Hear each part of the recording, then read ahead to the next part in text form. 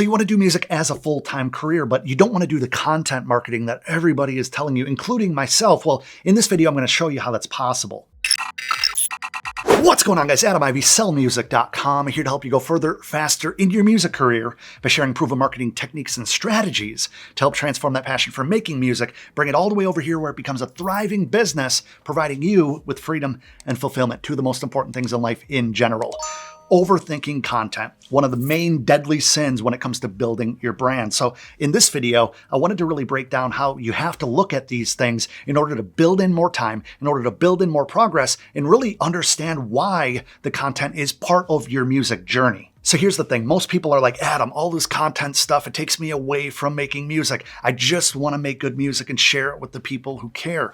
Well, we got to understand the bigger picture of it. The type of content that you're putting out is not just to see yourself online. It's not just to shoot yourself and get really good with using a camera. It's to get the like, know, trust built into your audience. Now, what does that mean? Like, know, trust. Someone has to like you, feel like they know you, and then in turn, they trust you.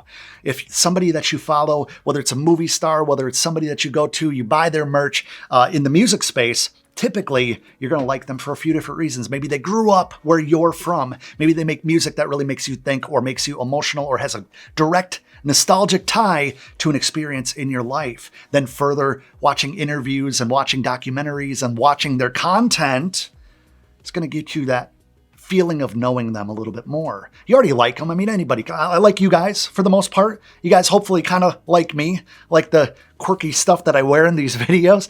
But I want you guys to know a little bit more about me. That's why I share my stories so much. That's why I share content over on different platforms like Instagram and Twitter, for example.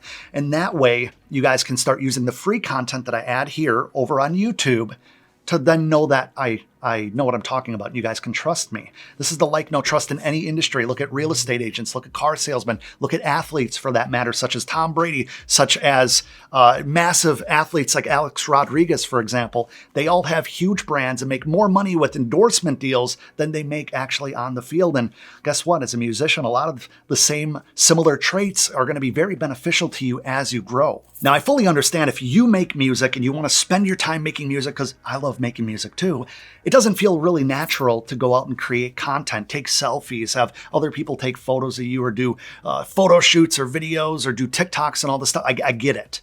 But if you understand that there's really only three main type of content buckets, it makes things so much easier. Because you can look at everything that you create, everything that you want to create and say, it's one of these three things, right? You have attraction content, which I also call superstar content. It's the flashy stuff. It's the shiny stuff. It's the photo shoots. It's the highly polished stuff that any major artist, whether it's John Mayer, Taylor Swift, Drake, Ed Sheeran, the typical suspects, they all have a lot of that, right? It makes you look super cool, makes you look super polished and professional. But it's not what everybody wants to see because there's a little bit of disconnect. So when you attract people in with the attraction content, what happens next? Nurturing content. Nurturing is after people are in your store, after people come to wherever you are, once you've lured them in, once you've attracted them, hence attraction content, you need to nurture that. Like any relationship or friendship. If you meet somebody at the gym, if you meet somebody at work, for example, they're just a coworker, or you meet a significant other, or somebody that potentially has the potentially has the potential to become a significant other, then we want to nurture that. I want to get to know them, share some personal things, share some belief systems, some motivation, some things about you. And that's a really easy way to take somebody from a follower to a fan, right? You don't have to get political. We don't have to get religious. But if you have a dog, if you're into arts and crafts, if you're into baking, if you're into fitness, you can mix that in strategically into what's bringing them in. So they go, well, you know what? Adam is really into cars, or he's really into traveling, or his dogs, or his wife, or whatever. I'm a family man too. Like, he's not that much different than me. That's the thing. It's not about manipulation. It's about showing who you are in an authentic way. I know that authentic is the buzzword for the past 2 or 3 years, but really showing up genuinely is going to help nurture. Now, those are the first two buckets, and I said 3 buckets. So Adam, what is the third bucket? Well, that's the promotions / call to actions, the, hey, it's about me, I need you to do something for me bucket. And the reason I say that we should steer clear of this for the most part is because if you ask and you ask and you ask and you ask, and this is what I have to offer, go check it out, this and that, it's going to have offer exhaustion. People are going to see you as a spammer. I did a video a long time ago that had a whole bunch of views now where I jumped on the camera and I said, hey, before we get started, I want you to have sex with me. Right? And I know it's like incredibly abrasive, but this is what we do a lot of times. We go out and we push stuff in people's faces that they are not asking for before they have any connection, before they like, know, or trust you. And then we wonder why those messages, we wonder why those promotions, we wonder why all that time that you spent in Photoshop or editing a video fell flat. So what do? We have 3 buckets. We have the attraction, nurturing, and promotion / call to action. We got to have a good spread. We got to have a good mix. People are going to come to you and have an experience with you that you handcraft and are in complete control of. You guys think that you have to copy this guy or copy that guy, and that's honestly why we don't, on YouTube especially, don't share exactly what to post, exactly what time, exactly what to say. Because if you can make music, you have the imagination to make great content.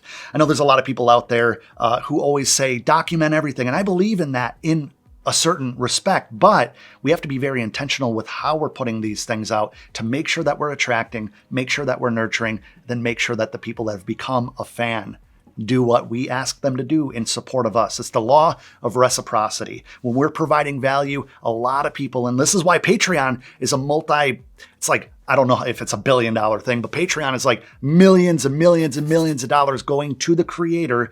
Shout out to Jack Conte, the founder and creator of Patreon, awesome creator himself, musician. He's part of what we're doing here. What I'm getting at, guys, is we have to have a mix. And so when you're doing this, is it going to be attraction content, nurturing content, or promotional content? When I do that, when I'm shooting this, when I'm creating a carousel, when I'm doing a reel, when I'm doing a TikTok, is it just because you think that posting just needs to happen? You have to post just to post? Because that's not how it works. If you're posting just to post, you're not entitled to getting frustrated when you have no intent behind your actions. I don't want you guys to decrease your goals. I want you to increase your actions and your focus. That's what a video like this is all about. Now, if you want help with the step-by-step, I have my Sell Music Masterclass that's coming up in just a few days. You guys, if you're not on the early bird waiting list yet, like, what are you waiting for? It's free. I don't need a credit card or anything. Just go to the link in the description or go to sellmusic.com. Super straightforward. I'm opening registration a day early, 24 hours, which does make a huge difference to those that are on that early bird list. If you have any questions, feel free to ask them in the comments below or send me an email. My contact information is in the description box below. The next video is going to be another gem in not a lot of time. I'm going to try to push this stuff to you as quickly and effectively and efficiently as possible so you can take more action. Appreciate you watching the video. See you in the next one.